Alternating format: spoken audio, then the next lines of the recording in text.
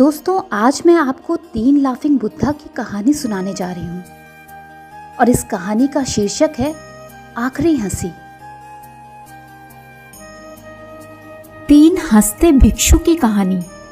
बहुत पुरानी बात है। चाइना के किसी एक गांव में 3 भिक्षु रहते थे। उनका नाम किसी को पता नहीं था, क्योंकि उन्होंने कभी अपने बारे में कुछ बताया ही नहीं। उन्होंने कभी किसी बात का जवाब नहीं दिया।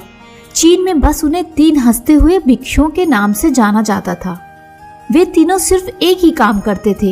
एक गांव में प्रवेश करते, बाजार के बीचों बीच खड़े होते और हंसना चालू कर देते, या अपने पूरे अस्तित्व के साथ हंसते। अचानक लोगों का ध्यान उनकी तरफ खिंचा चला आता और धीरे धीरे उनके सामने लोगों की भीड़ चारों तरफ जमा हो जाती है। वे इतनी एकाग्रता और संपूर्णता के साथ हंसते कि उनकी हंसी देखकर सारा गांव हंसने लग जाता। जब वह पूरा गांव हंसी के समंदर में डूब जाता तो वे दूसरे गांव चले जाते। धीरे धीरे चाइना के लोग उनसे बहुत प्यार करने लगे और वह पूरे चाइना में फेमस होते गए, 3 लाफिंग मॉन्क के नाम से। चीन के लोग उन्हें बहुत प्यार करते और उनका सम्मान करते। इससे पहले और उनके बाद भी कभी किसी ने इस तरह से प्रचार नहीं किया कि जीवन केवल एक हंसी होना चाहिए और कुछ नहीं।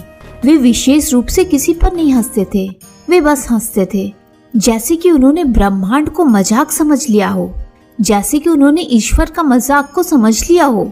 और उन्होंने एक शब्द का उपयोग किए बिना पूरे चीन में इतना आनंद फैलाया जितना आज से पहले किसी ने ना फैलाया हो। लोग उनका नाम पूछते, लेकिन वे बस हंसते। इस तरह से उनका नाम बन गया 3 लाफिंग मॉन्क, यानी 3 हंसते हुए भिक्षु। पूरे चीन में घूम घूम कर लोगों को हंसाते हुए समय के साथ वो तीनों बूढ़े हो गए। एक रात जब वे एक गांव में ठहरे हुए थे, उन तीनों में से एक भिक्षु की मौत हो गई। पूरा गांव स्तब्ध रह गया। पूरा गांव बहुत ज्यादा उम्मीद कर रहा था, क्योंकि उन्हें लगता था कि जब उनमें से एक की मृत्यु हो गई होगी तो बाकी 2 भिक्षु बहुत रोएंगे।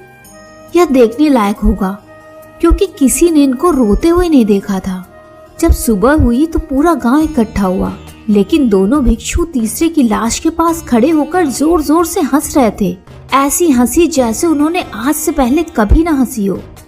गांव के कुछ बड़े बुजुर्गों ने उन्हें समझाने की कोशिश की, यह आपका साथी है और इसकी मृत्यु पर आपको हंसना नहीं चाहिए।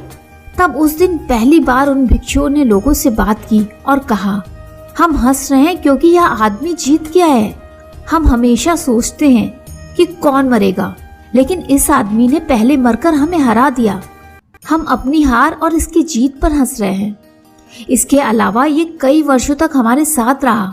हम एक साथ हंसे, हमने एक दूसरे की मौजूदगी, उपस्थिति का आनंद लिया। उसे अंतिम विदा देने का सबसे बेहतर तरीका और क्या हो सकता है। हम केवल हंस सकते हैं। लेकिन पूरा गांव उदास था। जब मृत भिक्षु के शरीर के अंतिम संस्कार के लिए चिता पर लेटाया गया तो सारे गांव वालों को एहसास हुआ कि शेष के भिक्षु केवल मजाक नहीं कर रहे थे, कि वे तीसरा जो कि मृत था वह भी हंस रहा था। चीन में यह प्रथा थी, जब एक इंसान की मृत्यु हो जाती थी तो उसके पुराने कपड़े उतारकर उसे नहला धुलाकर नए कपड़े पहना दिए जाते थे। लेकिन मरने से पहले उस भिक्षु ने अपने साथियों से अपने कपड़े ना बदलने के लिए कहा था।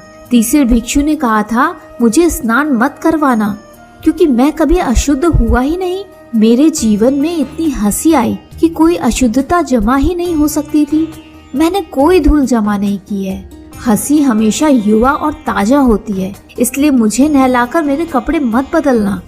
जब उस तीसरे भिक्षु के शरीर पर आग लगाई गई, तब गांव वालों को पता चला कि उस भिक्षु ने मरने से पहले अपने कपड़ों में कुछ पुराने चीनी पटाखों को छुपा रखा था, जो आग लगने के बाद आसमान में फटकर रंग बिरंगे कलर में फैल गए थे। और यह देखकर एक बार पूरा गांव जोर जोर से हंसने लगा। तो इस तरह से वह तीसरा भिक्षु मरने के बाद भी गांव वालों को हंसा गया। यह देखकर शेष दोनों भिक्षुओं ने कहा, चालाक आदमी, तुम तो मर चुके हो, लेकिन तुमने हमें एक बार फिर हरा दिया।